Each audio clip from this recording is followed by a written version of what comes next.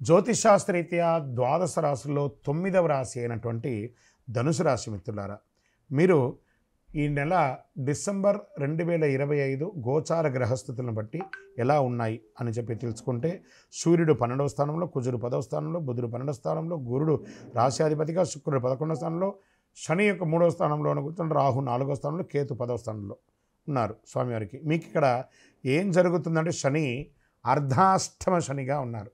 మీకు నాలుక మీద కూర్చున్నారు శని భగవానుడు అర్ధాష్టమంలో. కాస్త జాగ్రత్తగా ఉండాలి. ఇతరులతో మాట్లాడేటప్పుడు జాగ్రత్త. మీ పనిలో కాస్త ఆలస్యం అయ్యే అవకాశాలు ఉన్నాయి.